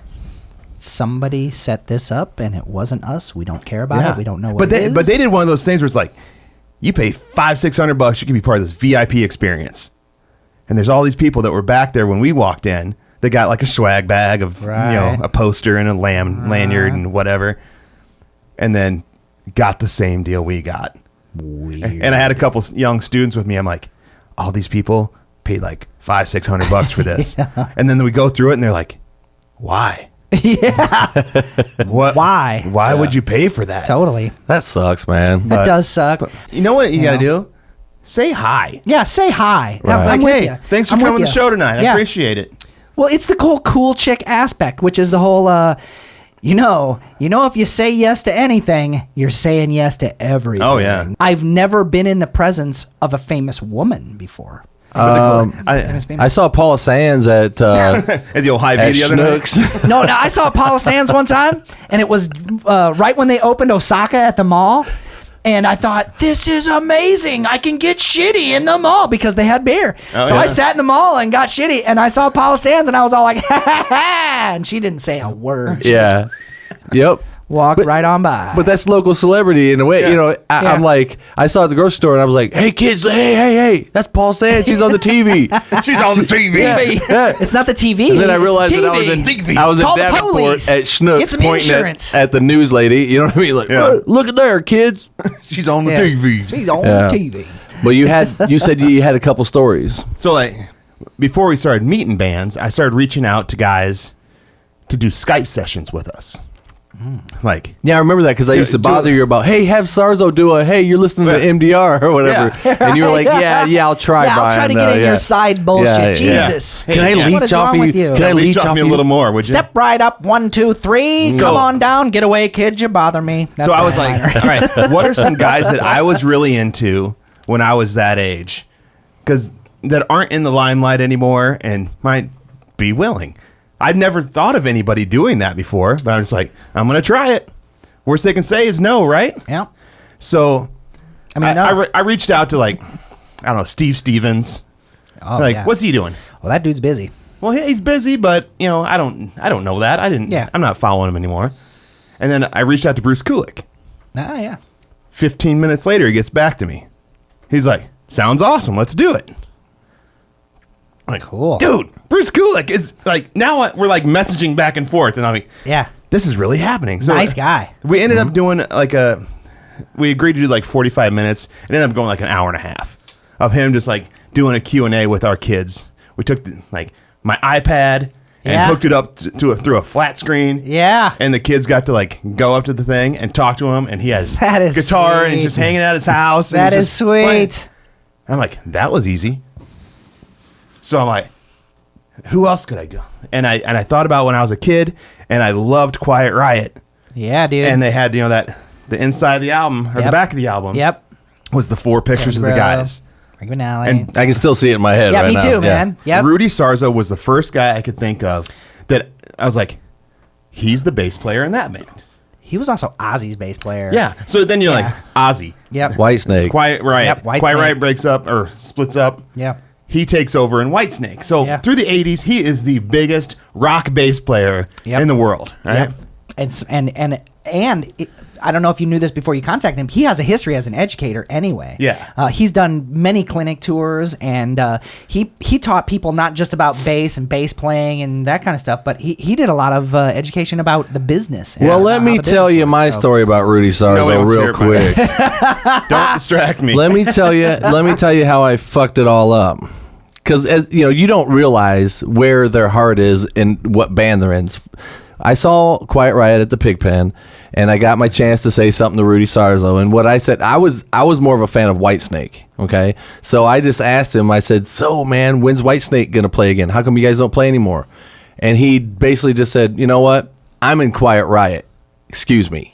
It was like he didn't want to hear about Whitesnake, but I Right. didn't know the politics of it. Right. To me, he's the guy that was licking his fucking bass Bass, in the yeah. Still the Night video. Yeah. Hello, he's in Whitesnake, and I loved that band. Actually, it was Here I Go Again. I didn't know, or was it? Well, whatever it was, I was like, you sure shit were in Whitesnake, and I like that At band. the You can't. 3-minute 56-second mark. Yeah, that's what I was gonna say, man. Sorry that I was a fan of that, but He knows all the bass his lick heart was in moments. Quiet Riot. Yeah. He was almost mad at me that I put him into that bag as the Whitesnake bass player. And you know what? It may have even just been a momentary thing. Maybe he was just blindsided by the idea of Whitesnake, and he's Yeah. like, "Fuck, I don't want to talk about that." Maybe But it was a bad breakup 10 or minutes what- later, he would have been cool. He'd been like, "Yeah, man, we're probably not going to get together. David Coverdale's a real fucking asshole. His wife dumped him and then married a baseball player, and somewhere in there, she made the movie Witchboard." Oh, and somewhere in there, she did a reality show where she was a drunk lush that Yes, that's right. And she was on the fucking reboot of WKRP. So Anyway, so Anyways, jeez. Rudy Sarzo. 20. And we could have So made this brawny. podcast in about 7 minutes. yeah, I know it. Well, we're bragging about all the people we got in the Right, Music right. Academy here. So So I'm like, I'm gonna try Rudy Sarzo. What's he doing nowadays? And at this time, he was doing the Jeff Tate version of Queensryche. Oh, right. Yeah. Whoa, he was playing for that. Yeah. Wow. Because his brother Robert was playing with it too. Oh, cool. So I'm like, I'm gonna try Rudy Sarzo, and he gets right back to me. He's like, sounds kind of cool. I'll get back to you. Like, all right, whatever. Well, he had just finished up a rock and roll fantasy camp with Bruce Kulick, Oh, well, no shit. and Bruce is like, yeah, they're cool. yeah. Call So he him gets up. back to me, and he's like, all right, just talk to Bruce. He says you're cool. That's amazing. When do you want to do this? All right, let's do it next Wednesday. So a few days go by, and when I'm not at the academy, I have the phone forwarded to my cell phone. Yeah. Right? And I'm there one night, it's like 7:30. My phone rings, it's a California number. I'm just like, freaking sales calls, whatever. Anyway, hello, KC Rock Academy. Yeah, is Greg there? I'm like, this is Greg. He's like, hey, it's Rudy Sarzo. What's up, man? And I'm like, what? Hey, man, what's going on? How you doing? And we end up having like a 15-minute conversation on the cool. phone that night. Cool. So I have Rudy Sarzo's cell phone number if you need it. Sweet, dude. Do you have Tony Danza's cell phone I number? don't. damn it. I'll work on it. Burt Reynolds? Oh, man. No, I wasn't even going to shoot for that. Come on, man. I wasn't even going to shoot for that. No. Jesus. But yeah, we have a freaking conversations like, all right, well, here's my Skype address. Right. You call me, let's do like a half hour beforehand just to check the connection, and then we'll do the thing. And he ends up talking with the kids for like 2 hours. Awesome. He's sitting on his back deck. He lives in Yeah. the Hollywood Hills, whatever. Yeah. Like, Did he even have his bass? no, he just was sitting. He had his Yeah. computer right on his lap. Hanging out on his back patio. Badass. Yeah. And like at one point of the conversation, you hear like beep, beep, beep, beep. And I'm like, what in the world is that? I'm like, is that your garbage man? He's like, oh, yeah. And he turns his camera. And he's like, there's the garbage guy picking up the thing and tossing it in. I'm like, dude, he's really just cool. like me. My garbage day's Thursday. His is on Wednesday. There it is. Rudy Sarzo has garbage. These truths to be. So he's actually done 2 Skype sessions with us. What's cool about it to me is you seem to be just as excited about it as I was jacked. even Everything more than the kids, you know. And Well, of course. He's trying to instill his excitement in them. right. Yeah. Which they don't seem to be able to grasp because they're just awash in information. Yeah. So check this out. And I'm not going to say what kid said this. So last week we met 3 doors down when they play at the fair. Sweet. All right. And that was like an appetizer to go and see Kiss the next night. Right. And my wife's talking to one of the students like, hey, you doing the Kiss thing tomorrow night? And she's like, nah, I'll just meet him next time. I'm like, Yeah. now these kids are spoiled. Yeah. They're starting to take it for granted. That Yeah, they're just gonna like, be able to oh, do shit. every band that comes through town, and we're going to go meet them. No. But 9 times out of 10, I get shot down. Or I get no response whatsoever. Right. Like, if it wasn't for my friend, this girl that I know that lives in Nashville now, that now works for the Kiss tour. Because Nashville This is the wouldn't have Alamo happened. of the music industry. So, but it's all about connections that I've Yeah. made over Yeah. the years. Yeah. And I kind of know how some of the ins and outs of the business work. I'm able to make this stuff happen. You know, but It's not so what, I owe everything to the. but who? I'm going to have you send a thank you card to this girl because she made this happen for you. Yeah. Yeah. And us and Yeah. me and the Rock Yeah. Academy. Yeah. Absolutely. Dude. So Absolutely. For Could- sure, man. Could she do it again when they come back? she's in Hey, charge Paul of- said he's coming back to Moline again. He promised is. everybody He is. there. Yeah. They're playing Rockford soon. Yeah. We can go do it again. Yeah. I got to play at the goddamn Purgatory that night. Nah. Isn't Or else it I'd be funny? there. Can't you get Yeah. Travis to fill in? Exactly. Isn't it funny that you find yourself in a bar named after that place that isn't heaven or hell? Yeah. You're sweating a little bit. I don't think the AC works in this place. Maybe so- because it's hot. Actually, as it's fuck. cranking. There's a light bulb Yeah. there. There's a lot of Yeah. electronics going Yeah. on in here right now. So sorry about that. Yeah. So did you have fun doing the podcast I then? had a great time. Yeah. Yeah. Well, I appreciate you doing it. I'm really happy that you broke through and you're making a living doing it. Yeah. And congratulations on that, man. Yeah, dude. You did. My wife's something. very happy about it too. Yeah, yeah. That I made this. Yeah, you did something. Well, right after we signed that lease for 3 years initially, and took all this house money we were going to have, Yeah. and put it towards this business. 2 weeks later, we found out we were pregnant with our first kid. That's what I was gonna say. Where did the Yes. babies come in there? Yeah. so Then it if, has if to that happen. doesn't light a fire under you, That's Hey. what you get for liking You the don't- sex. You don't get diamonds without pressure. that's right. And I Hey, think so that lit a fire under me and made Yeah. me work 10 times harder. That's the I'm like, deal. I can't Yeah. screw this up. I'm with you, man. And Survive now without it. we're almost at 5 years in this thing, and it's still growing, and it's thriving, and cool stuff's happening. Well, I think you're an inspiration in the sense that you find a way. Because I'm sure there's a lot of people out there that are just kind of getting through life. And to have the idea that you could do something for a living that you can be passionate about and that you can be excited about what's coming down the road, that's a gift, man. And Yeah. That's some Steve Jobs shit. You might inspire somebody to kind of do something similar with something in their life. And, man, getting out of that goddamn cattle call and the factory jobs. I mean, we need all that. We need people for that stuff. But Currently, although that's not going to last. you just have to take the step. And if Yeah. it takes losing your job and being in a position where you have to make a move, you know, sometimes that's what it takes. And Yeah. just Yeah. don't be afraid and go do it, right? It was the scariest couple months of my life. I bet. We're trying Yeah. to get this thing up and running. But then I ran into Billy Gardner Right. right before we opened. Yep. Billy And was like, I'm in. I stopped in a music go round one day, and I was just picking up a little practice bass amp for the Yep. bass room. And he's like, I haven't seen him since we taught in the West Music Days like 4 years Oh, right. before that. Yeah, yeah. What you doing these days? I'm like, well, I'm opening this music school. All right. And he's like, really? And he kind of looks around. He's like, here's my card. I can't talk about it right now, but go ahead and get a hold of me soon.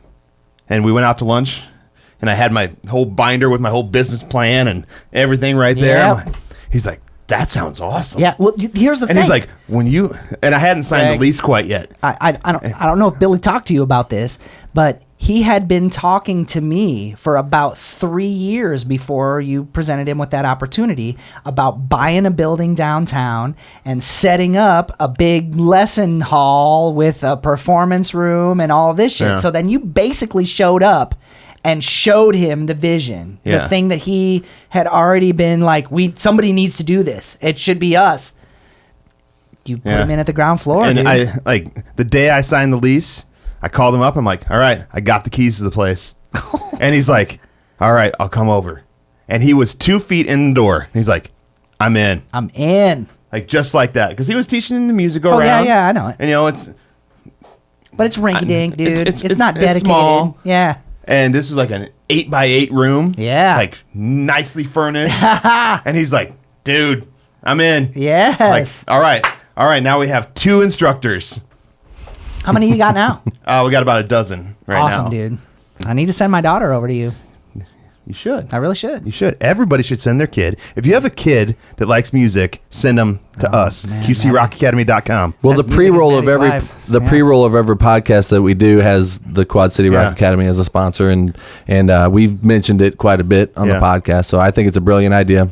But I wanted to thank you personally right now for that opportunity to meet Paul Stanley. Do we need a big hug? I want to. Well, seriously, I want to shake your hand. Thank you, Greg. Thank you for thinking of me, That's man. two hands. It's My pleasure, man. In this life, in this music world, it's very rare that somebody really, really thinks of somebody else like that. Yeah. And I feel honored that you thought of me and that you did that for me. Hey, So my pleasure, I appreciate that. I loved watching them back there. He was like a kid. I'll bet, man. He was like one of the It other was, kids. dude. He was more It excited was- than the kids were. Yeah, was it was very totally, cool.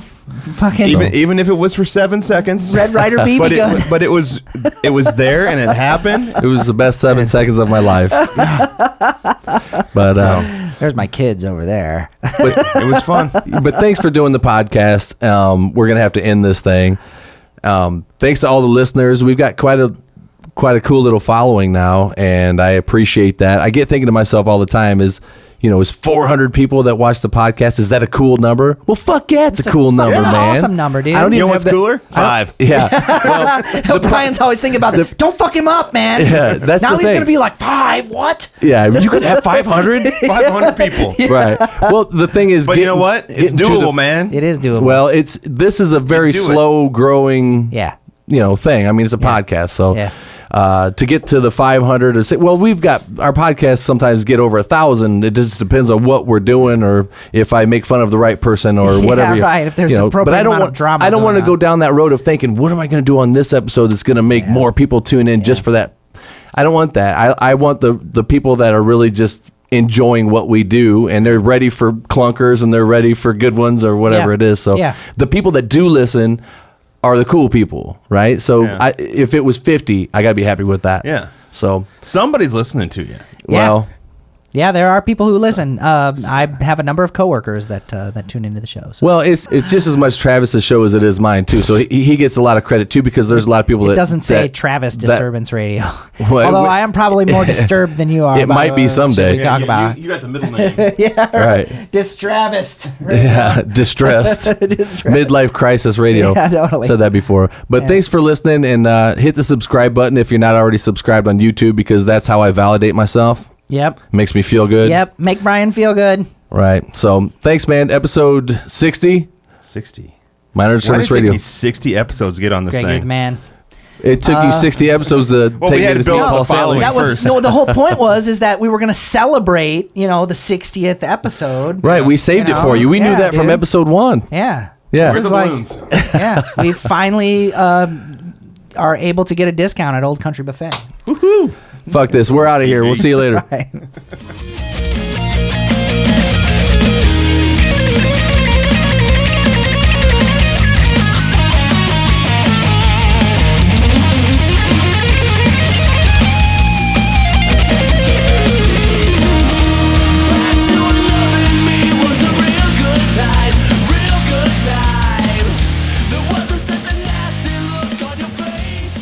Oh, shit. I said